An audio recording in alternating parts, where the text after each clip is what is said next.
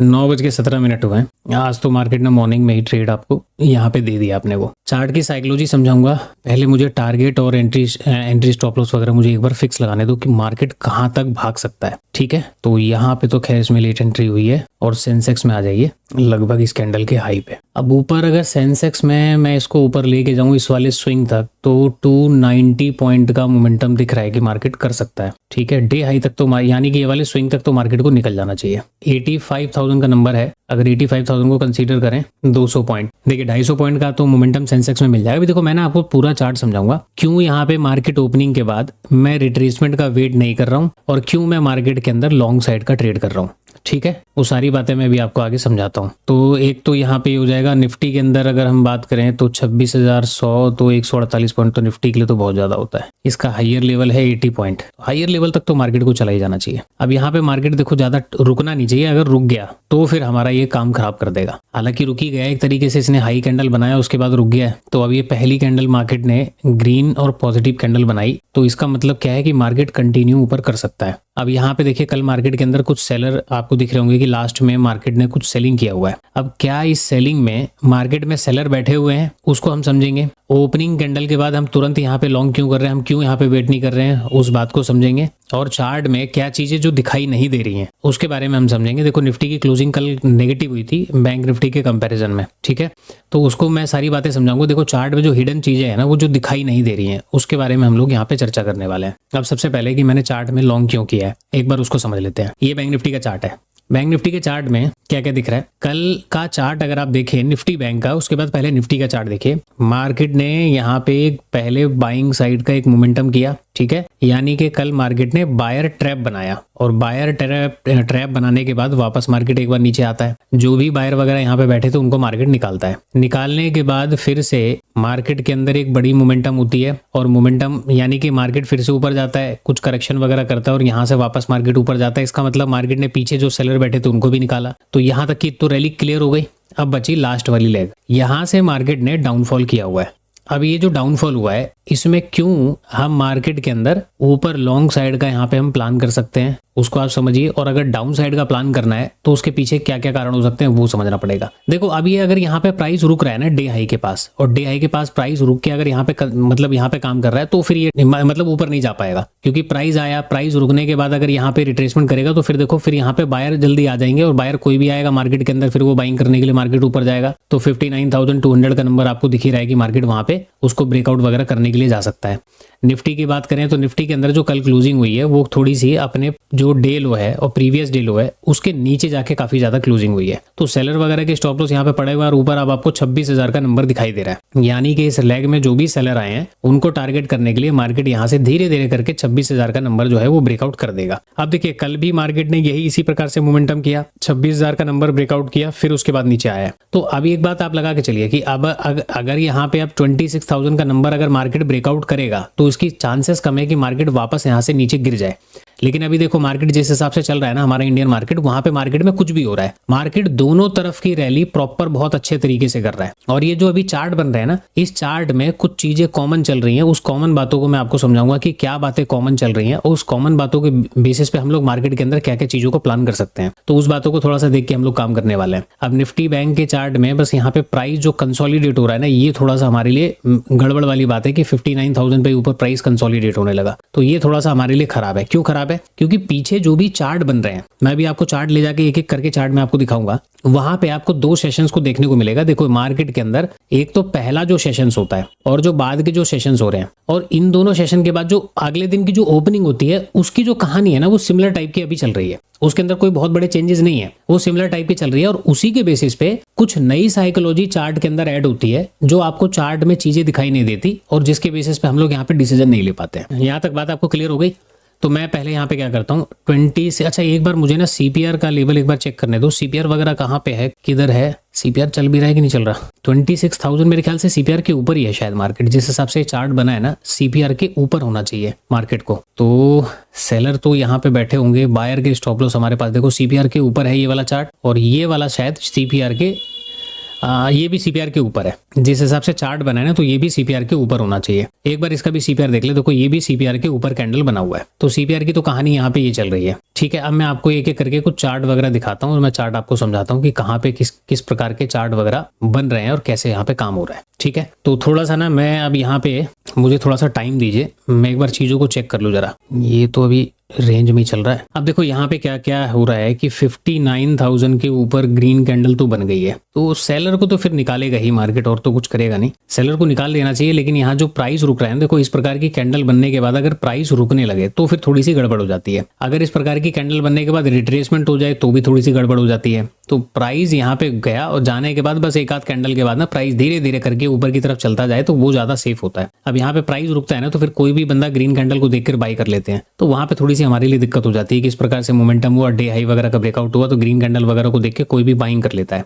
तो ये थोड़ा सा हमारे लिए टेंशन वाली बात है। नाउ अभी यहाँ पे मैं चार्ट पे आ जाता हूँ। तो देखो मैंने अभी आपको ना चीजें थोड़ी बहुत समझाई हैं कि यहाँ पे जो बायर्स हैं, उन बायर्स को टारगेट करने के लिए मार्केट ने ओपनिंग तो ठीक ठाक करी, नीचे ही करी और काफी नीचे थी, लेकिन ओपनिंग के बाद देखो कैंडल ने, मार्केट ने रिकवरी दिखा दी। ठीक है, रिकवरी दिखा दी, और जिस हिसाब से कल जो चार्ट बना हुआ है, ये वाला जो चार्ट बना हुआ है, तो अंदाजन पीछे के जितने भी बायर्स हैं उनको मार्केट ने लिक्विडेट तो कर दिया है। अब पीछे के बायर अगर लिक्विडेट हो गए तो अगला मोमेंटम फिर अपर साइड में ही होना चाहिए। ये यहाँ तक बात को थोड़ा सा हम रोकते हैं, और रोकने के बाद फिर मैं आपको पीछे के चार्ट में कुछ बातें मैं समझाऊंगा जो कि यहाँ पे चीजों नहीं दिखाई दे रही है। ठीक है, जो मैंने आपको 3 पैरामीटर्स बताए, ओपनिंग सेशन, लास्ट का सेशन और देन नेक्स्ट डे की मार्केट, तो ये थोड़ा सा अगर आप समझेंगे तो ज्यादा बेटर होगा। तो इसको अभी हम क्या करते हैं, 5 मिनट के टाइम फ्रेम पर लेके चलते हैं, थोड़ा सा वेट करेंगे, उसके बाद फिर मैं आपको बाकी की चीजें एक्सप्लेन करता हूँ। देखो बहुत स्लो एंड स्टडी मोमेंटम हो रहा है मार्केट में, जो मोमेंटम है वो स्लो है, और 85,000 और 26,000 का नंबर बहुत नियर बाई है। अब या तो हम यहाँ पे देखो बहुत बुरी तरीके से ट्रैप होंगे, ठीक है, या फिर मार्केट जो है इसी तरीके से धीरे धीरे करके टारगेट दे देगा। लेकिन जनरली इस प्रकार की कैंडल बनने के बाद अगर मोमेंटम बहुत स्लो होते हैं ना, तो फिर वहां पे हमारे लिए दिक्कत होती है कि मार्केट में बायर काम करने के लिए आ जाते हैं। अब एक रोल ये हो सकता है कि लास्ट में जो मार्केट ने फॉल किया है, इस फॉल वगैरह को देखकर बायर जल्दी हो सकता है कि एक्टिव ना हो पाए।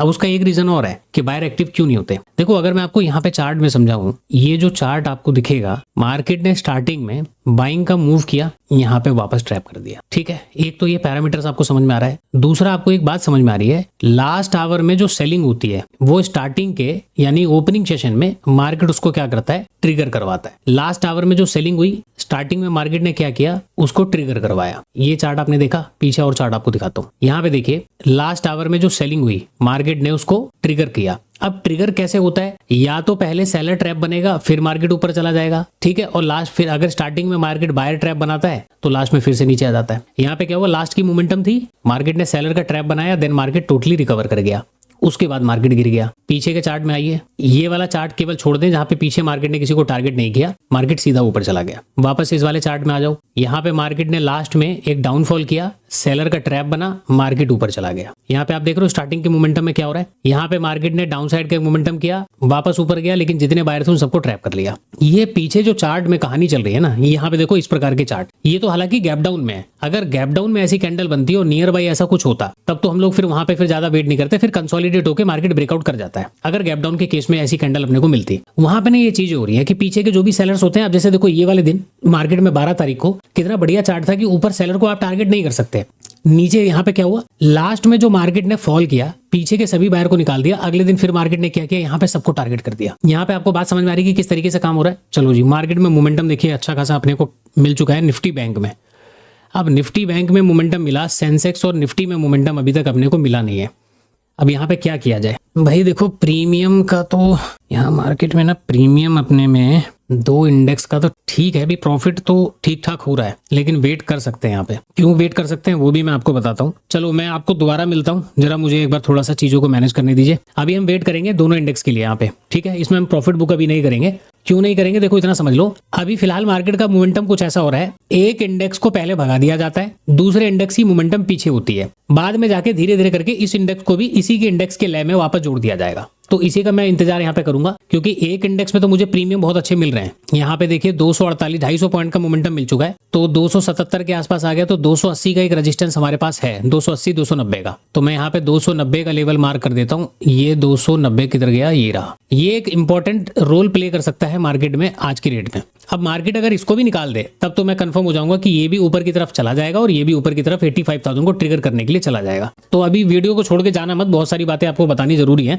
तो मैं थोड़ा सा वीडियो को पॉज करता हूँ, एक बार चीजों को मैं मैनेज करूँ, फिर मैं आपसे मिलता हूँ। अब यहाँ पे निफ्टी और सेंसेक्स मोमेंटम देखो अभी कर नहीं रहे। मैं यहाँ पे 85,000 का एक नंबर है, इसका जस्ट एक ब्रेकआउट हुआ था और ब्रेकआउट के बाद अभी मार्केट यहाँ पे थोड़ा सा पैनिक कर रहा है। अब मैं आपको देखो कुछ चीजें मैं आपको और समझाता हूँ। 26,000 कितने गया भाई, ये रहा।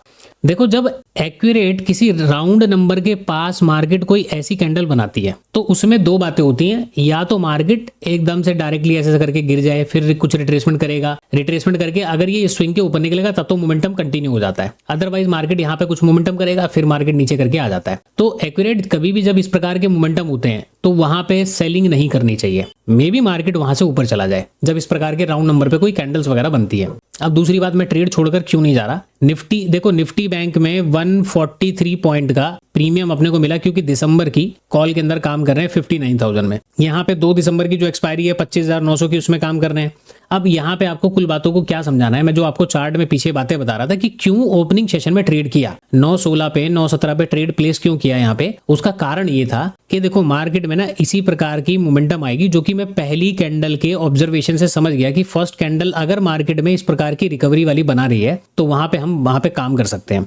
अब चलो मैं अब आपको चार्ट में चल के ना कुछ बातें मैं यहाँ पे एक्सप्लेन करता हूँ। तो कौन से चार्ट में चलूं, निफ्टी बैंक में ही चल लेते हैं। सबसे पहले पीछे से आ जाओ, आप पीछे से चार्ट को समझो कि मार्केट अभी कर क्या रहा है। चलो यहीं से मैं आपको चार्ट समझाता हूँ, क्योंकि यहाँ से मार्केट की हरकतें जो है ना वो कुछ ठीक ठाक सी नहीं थी। देखिए मार्केट ओपनिंग सेशन में कोई गिरावट अगर करता है, ठीक है, वो अक्सर ट्रैप बना के, सेलर का ट्रैप बना के मार्केट ऊपर चला जाता है और लास्ट मोमेंटम में क्या होता है, मार्केट गिर भी जाता है। ये पैटर्न आपको समझ में आया। उसके अगले दिन क्या होता है, यहाँ पे अगर आप देखोगे 58,500 का नंबर है। मार्केट में इतनी बड़ी सेलिंग हुई, सेलर प्रॉफिट में बैठे थे, उसके बावजूद मार्केट ने उन सभी को टारगेट करता हुआ ऊपर चला गया। यानी कि लास्ट आवर में जो सेलिंग आ रही है उसको मार्केट ट्रिगर करता है और ओपनिंग में मार्केट क्या करता है, सेलर या बायर का ट्रैप बना के वहां पे मोमेंटम ऊपर की साइड कर देता है। यानी स्टार्टिंग में अगर मार्केट गिर भी जाए तो रिकवर हो जाता है और रिकवर हो गया तो मार्केट गिर जाता है। ये एक साइकोलॉजी आपने चार्ट में देखी। इस दिन चार्ट में देखिए, ये चार्ट आपने तो समझ लिया कि यहाँ पे हमने क्या बताया। दूसरा, इस दिन आ जाओ चार्ट में, ये एक अच्छी रैली होने के बाद लास्ट में मार्केट ने फिर से एक फॉल कर दिया। ठीक, अगले दिन मार्केट गैप डाउन खुलता है और गैप डाउन के बाद इतनी बड़ी कैंडल बनी तो नियर बाई स्विंग को हम टारगेट करेंगे। जब मैंने गैप अप गैप डाउन आपको पढ़ाया था तो मैंने आपको बताया था नियर बाई स्विंग को कैसे टारगेट किया जाता है इस प्रकार की कैंडल को देखकर। वहां पे मार्केट ने टारगेट किया। अब देखिए स्टार्टिंग में क्या होता है, आपको एक चीज और देखना है, स्टार्टिंग में जो भी बाइंग एक्टिविटी हो रही है मैक्सिमम टाइम उस बायर को मार्केट निकालता है। ठीक है, उसके बाद फिर से मार्केट ने क्या किया, यहाँ पे कुछ फॉल वगैरह किया, लेकिन इस दिन मार्केट चलो ऊपर चला गया। यहाँ पे एक स्ट्रक्चर थोड़ा सा चेंज हुआ है। देन उसके बाद फिर से इस दिन मार्केट में आ जाइए, यहाँ पे जो भी बायर वगैरह बैठे थे, एक कैंडल रेड बनती है, मार्केट ने क्या किया, देखो ऊपर गया, क्योंकि प्राइस कहाँ पे कंसोलिडेट कर रहा है, लोअर पॉइंट पे सपोर्ट बना के मार्केट ऊपर गया। देन फिर से मार्केट नीचे आ गया।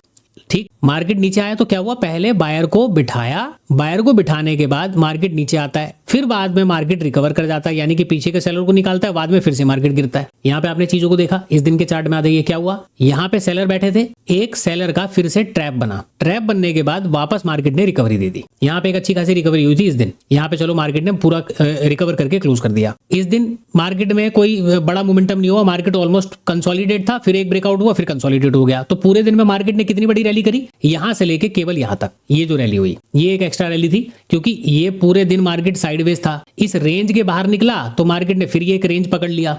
यहां का चार्ट में कुछ बात ही नहीं थी।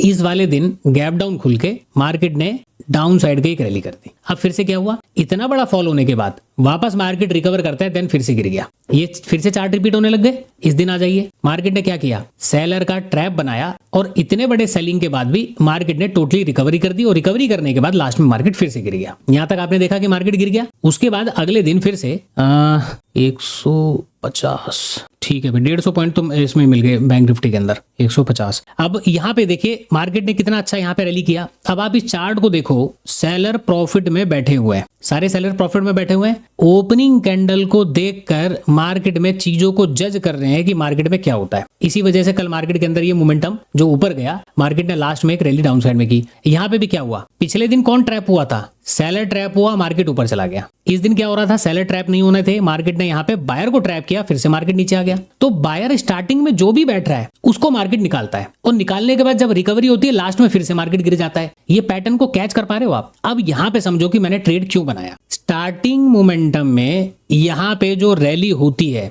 उसके बाद मार्केट यहाँ पे कोई ना कोई बायर या सेलर का ट्रैप बना के मोमेंटम तो करता है और उसके बाद नीचे गिर जाता है। अब ये पूरे चार्ट की साइकोलॉजी को समझते हुए एक बात दिमाग में लगाओ, आज फिर से मार्केट ने ऐसी रैली पिछले दिन करी। अब ये जो क्लोजिंग हुई है निफ्टी बैंक को छोड़कर, निफ्टी और सेंसेक्स में, वो क्लोजिंग इतनी ज्यादा नेगेटिव थी कि नीचे के सभी बायर के एसएल मार्केट ने काट दिए होंगे, क्योंकि ये रिपीटेशन ना मैक्सिमम टाइम चार्ट में पीछे रिपीट हुआ है। तो ऐसी कंडीशन के अंदर पीछे जितने भी बायर्स होंगे वो मार्केट से निकल गए हैं कि भाई मार्केट डेली आके नीचे क्लोज कर देता है, तो बाइंग करके जाने का कोई मतलब बनता नहीं। तो बायर तो अपनी पोजीशन यहाँ पे नहीं बनाएगा, ये हिडन साइकोलॉजी है। और दूसरी बात, आज मार्केट में फिर से एक बड़ी ग्रीन कैंडल बनी और बायर को पता है ये बात कि स्टार्टिंग में अगर मैंने बाय कर लिया तो स्टार्टिंग में क्या हो रहा है, बायर ट्रैप होते हैं, देन मार्केट नीचे गिरता है। तो मार्केट में पहली कैंडल देख के वैसे भी कोई बाइंग तो करेगा नहीं, उसको चाहिए रिट्रेसमेंट, मार्केट रिट्रेसमेंट करेगा नहीं। इसीलिए 9:17 पर मैंने तुरंत ट्रेड प्लेस कर दिया, और प्लेस करने के बाद मैंने आपसे यहाँ पे मिला कि देखिए अब मार्केट यहाँ पे कंटिन्यू ऊपर की तरफ मोमेंटम करेगा, क्योंकि इनको टारगेट करना है। ये पीछे के चार्ट की हरकतों को देखकर मैंने यहाँ पे चीजों को जज किया, और जज करने के बाद स्टार्टिंग में कोई बाइंग नहीं करेगा, क्योंकि बार बार ना बायर यहाँ पे अपना लॉस देके जा रहा है मार्केट को। यहाँ पे जो भी बाइंग कर रहा है ना स्टार्टिंग में, वो लॉस देके मार्केट को जा रहा है, जो अच्छे टारगेट के लिए काम करते हैं। इसी वजह से आज की डेट में मार्केट के अंदर यहाँ पे बायर ट्राई नहीं करेगा कि वो मार्केट में बाइंग करे, वो अच्छी अपॉर्चुनिटी का वेट करेगा कि भाई सेलिंग में पैसा अच्छा बनेगा, मार्केट को सेल करो। तो भाई देखो मार्केट अभी यहाँ पे ऊपर की तरफ चल चुका है, मेरे हिसाब से थोड़ा सा मुझे वेट करना चाहिए। तो मैंने आपको जितना एनालिसिस देना था दे दिया, समझा दिया सारी बातें। अब एग्जिट वगैरह करता हूँ तो मैं बताऊंगा, लेकिन थोड़ा सा वेट करूंगा मैं यहाँ पे, क्योंकि back to back green candle चल रही है ना, तो थोड़ा सा इंतजार कर लेते हैं। इंतजार करने के बाद फिर यहाँ पे हम एग्जिट करेंगे। तो मेरे हिसाब से निफ्टी बैंक को थोड़ा सा और ऊपर आना चाहिए 380 के पास। चलो जी, मैं मिलता हूँ आपसे। 951 हुए। देखो भाई मेरा तो काम हो गया कंप्लीट यहाँ पे, ठीक। अब यहाँ पे ग्रीन कैंडल अभी भी चल रही है, तो होल्ड करने के लिए तो देखो होल्ड किया जा सकता है। जैसे कि अब देखो 290 का जो लेवल मैंने बताया, यहाँ से लगभग 147 पॉइंट का मोमेंटम होना चाहिए था। 147 कहाँ तक जाता है, 440 से 480 पॉइंट का तो मोमेंटम हो जाना चाहिए। ये जो राउंड नंबर का ब्रेकआउट हुआ, तो यहाँ से 180 पॉइंट का मोमेंटम कम से कम पॉसिबल है कि मार्केट आसानी से कर देगा। और ये लगभग 186-85 के आसपास गया, तो ये 200 का नंबर तो फिर ये मतलब कंफर्म है कि पार कर देगा। और 26,000 के बाद इसने एक्स्ट्रा मोमेंटम कितने के, 26,000 के बाद 26,080 तक मार्केट को जाना चाहिए, 80 पॉइंट के आसपास ना। तो लगभग ये भी देखो वहां पे जा चुका है। देखो मैंने तो अपना यहाँ पे जो ट्रेड है वो कट कर दिया। अब वो ट्रेड कट करने के पीछे का क्या कारण है, सिंपल दो चीजें हैं। एक तो हमारा जो रेगुलर टारगेट होता है उस टारगेट से ओवर मार्केट ने अचीवमेंट यहाँ पे दिया हुआ है, क्योंकि दिसंबर की 2 तारीख की एक्सपायरी इन सब में चल रही है, इसमें आगे की चल रही है, इसमें दिसंबर की एक्सपायरी है। तो प्रीमियम बहुत तेजी से मार्केट में बढ़े हुए हैं, बहुत तेजी के साथ बढ़े हैं। अब ये जो प्रीमियम बढ़ रहे हैं दिसंबर की एक्सपायरी के लिए, मैं नवंबर में बैठ के ट्रेड कर रहा हूं, तो जाहिर सी बात है कि प्रीमियम वहां पे कॉस्टली है, प्रीमियम जो है ना वो महंगे हैं। तो ये छोटा मोटा मोमेंटम करेगा ना, तो आप चार्ट में जाके देखना, सपोज 59,000 का आप जाके कॉल चेक करो, देखो कि छोटे से मोमेंटम में प्रीमियम कितनी तेजी से टूटेगा। तो एक तो कारण ये है कि मेरा ओवर अचीवमेंट हो गया, तो मैंने यहाँ पे अपने ट्रेड को कट कर दिया, हालांकि ग्रीन कैंडल के अंदर ही मैंने निकाल दिया। दूसरी बात, चार्ट पीछे जो रिपीट कर रहा है ना, आपका मार्केट कुछ ऐसा चल रहा है ऑल टाइम हाई पे कि मार्केट में जितनी बाइंग होती है उतनी ही सेलिंग में कन्वर्ट हो जाती है, और जितनी मार्केट में सेलिंग होती है उतनी ही बाइंग में कन्वर्ट हो जाती है। वो पीछे मैंने आपको चार्ट में ऑलरेडी दिखाया हुआ है कि पैटर्न रेगुलर बेसिस पे रिपीट हो रहे हैं, ठीक है। अब यहाँ पे एक कंडीशन मैं आपको समझाता हूं। मान लीजिए कि पीछे इतनी अच्छी खासी सेलिंग हुई, अभी सेलिंग को कंटिन्यू हम कर सकते हैं, कब कर सकते हैं, फ्लैट में, गैप डाउन में, हल्के गैप अप के अंदर हम कंटिन्यू कर सकते हैं। स्टार्टिंग की कुछ कैंडल इस प्रकार की अपने को चाहिए, लेकिन मैं आपको पीछे की वीडियो में मैंने बताया ऑल टाइम हाई पर मार्केट की साइकोलॉजी बिल्कुल अलग होती है।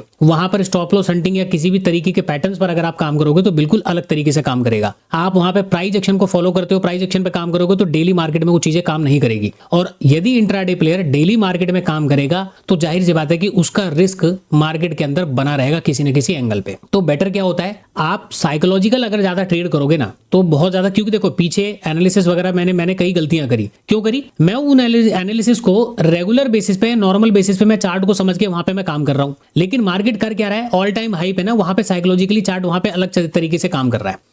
अब यहाँ पे अगर मार्केट में स्टार्टिंग में, इस मार्केट के अंदर अगर स्टार्टिंग में कोई रेड कैंडल का, सपोज गैप अप के अंदर कोई रेड कैंडल का फॉर्मेशन होता, गैप डाउन में कोई रेड कैंडल का फॉर्मेशन होता, या मार्केट अगर यहाँ पे थोड़ा बहुत गैप अप के बाद अगर छोटा मोटा कोई यहाँ पे कैंडल बना के ऊपर की तरफ चलता, तो मैं डेफिनेटली मार्केट के अंदर सेलिंग कर देता। क्यों सेलिंग कर देता? अब आप एक चीज को और समझिए इसी साइकोलॉजी को कि हम सेलिंग क्यों करते। ये जो चार्ट मार्केट ने बनाया है यहाँ पे, मैं सेलिंग क्यों करता? जो मैंने कंडीशन आपको बताई उसी कंडीशन में सेलिंग करता, क्योंकि उस कंडीशन में मैं कंफर्म हो जाता कि सेलर के स्टॉप लॉस नहीं है। एक तो मुझे कैंडल और ओपनिंग बता देती, दूसरा कौन बताता? लास्ट में जो भी सेलिंग होती है स्टार्टिंग में मार्केट उनको ट्रिगर कर लेता है। ये अभी हमने पीछे चार्ट में देखा कि लास्ट आवर में जो भी मार्केट सेलिंग करता है उसको मार्केट सेलर या बायर का कोई ना कोई ट्रैप बना के मार्केट ट्रिगर करता जरूर है। यहाँ पे भी चार्ट में ऐसा ही कुछ हुआ, यहाँ पे सेलिंग हुई, लास्ट में मार्केट ने रिकवरी दिखाई और ये रिकवरी अच्छी थी, प्रीमियम तोड़ने के लिए बहुत अच्छी रिकवरी थी। ठीक है, यहाँ पे देखिए अच्छी खासी सेलिंग हुई, मार्केट ने रिकवरी दिखा दी।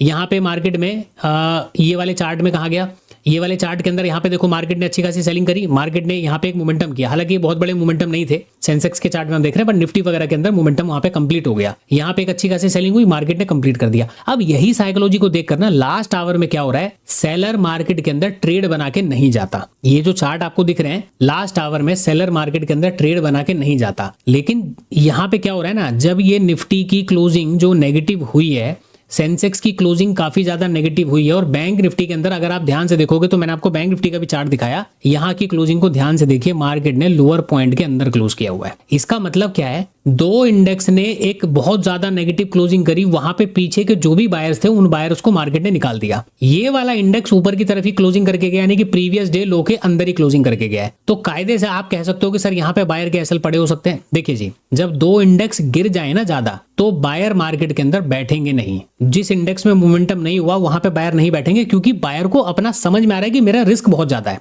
अगर दो इंडेक्स मोमेंटम कर जाएं यहाँ पे और एक इंडेक्स मोमेंटम ना करे तो बायर यहाँ पे पोजीशन जरूर बनाएगा बाइंग की, क्योंकि उसको पॉजिटिव चीजें ज्यादा दिख रही है तो वो क्या करेगा, होप में ट्रेड करेगा। लेकिन दो इंडेक्स बहुत ज्यादा गिर जाए तो बायर पोजीशन लेके नहीं जाएगा। तो यहाँ पे ना चीजें समझ में आ रही है कि भाई पीछे ये मोमेंटम भी उन दोनों के कंपेरिजन में छोटा है, तो ऐसे में यहाँ पे सेलर बैठे होंगे और वो सेलर अगर बैठे हैं तो ओपनिंग सेशन में मार्केट को किसी भी कंडीशन में रेड कैंडल में कन्वर्ट नहीं होना चाहिए। अब ये रेड कैंडल में कन्वर्ट नहीं होगा, ऑल टाइम हाई पे मार्केट चल रहा है, चार्ट की रिपीटेशंस पीछे से चल रही है कि स्टार्टिंग में क्या हो रहा है, बाद में क्या होता है और फिर लास्ट में क्या होता है और अगले दिन क्या होता है। उसी को देखते हुए समझते हुए मैंने यहाँ पे 9-16 पे ही ट्रेड कर दिया कि यदि मार्केट को चलना है तो मार्केट को यहीं से उठना पड़ेगा। क्यों उठना पड़ेगा यहीं से, और मार्केट पुल बैक क्यों नहीं लेगा? क्योंकि देखिए अगर इस प्रकार की कैंडल को देखकर, पहली बात तो पिछले दिन बहुत अच्छी जो सेलिंग हुई है ना उसको देखकर किसी की हिम्मत होती नहीं है कि मार्केट में बाइंग करे वो डायरेक्टली। उसको पता है मार्केट उल्टे कदम चल रहा है। ऐसे में वो क्या वेट करेंगे कि मार्केट कुछ ना कुछ करेक्शन कर दे, प्राइस अपने को अच्छा मिल जाए, देन जाके हम वहां पे मार्केट के अंदर बाइंग करेंगे। क्योंकि ओपनिंग कैंडल दिसंबर की एक्सपायरी के अंदर जो प्रीमियम है वो ओपनिंग में आप जाके चेक करो कि जहां पे क्लोजिंग हुआ था उसके बाद जो ओपनिंग का मोमेंटम गया, प्रीमियम के चार्ट कहां पे गए हैं। वो सारी साइकोलॉजी इंपैक्ट करती है मार्केट में, जिसके बेसिस पे हम काम करते हैं। तो मेरे लिए जितना आपको बताना था इस वीडियो के अंदर मैंने आपको बता दिया, क्योंकि कल आपको मैंने जो वीडियो दी ना, आप में से कई लोगों ने कमेंट किया कि सर वीडियो डाल दिया करो, बाकी आप कोई चीज दिखाओ ना दिखाओ, लेकिन वीडियो और एनालिसिस डाल दिया करो कि मार्केट में कब कहां पे क्या चीजें हो रही हैं। तो देखो थोड़ा सा ना मैं अभी एक्टिव नहीं हूं। आपने बोला भाई आपकी कंसिस्टेंसी बहुत ज्यादा बेकार है। मैं मानता हूं कि यूट्यूब पे मेरी कंसिस्टेंसी शुरू से बेकार रही है, ठीक है, मैं बहुत ज्यादा ध्यान नहीं दे पाता हूं, लेकिन मैं कोशिश कर रहा हूं। मेरे कुछ काम चल रहे हैं, उन सब चीजों से मैं जब फ्री होऊंगा ना तो मैं प्रॉपर आपके साथ बैठूंगा। मैं YouTube चैनल पे भी लाइव आऊंगा, क्रिप्टो की आपको नॉलेज दूंगा, क्रिप्टो मार्केट कैसे काम करता है, फॉरेक्स कैसे काम करता है, प्राइस एक्शन कैसे काम करता है, स्टॉक को सिलेक्शन वगैरह करने के ऊपर मैं बताऊंगा, इन्वेस्टमेंट के बारे में बताऊंगा। और दिन में तो हम ये करेंगे तो दिन में प्रॉपर कहां पे क्या काम कर रहा हूं, कितनी क्वांटिटी में कर रहा हूं, क्या प्रॉफिट हुआ क्या लॉस हुआ, वो सब कुछ मैं शेयर करूंगा। मुझे थोड़ा सा ना फ्री होने दो, क्योंकि जीवन में कंसिस्टेंसी नहीं बन पा रही, मैं यूट्यूब पे क्या कंसिस्टेंसी बनाऊंगा। चलो जी, वीडियो बहुत ज्यादा बड़ी हो गई, अभी के लिए इतना ही, मिलते हैं किसी नेक्स्ट सेशन के अंदर।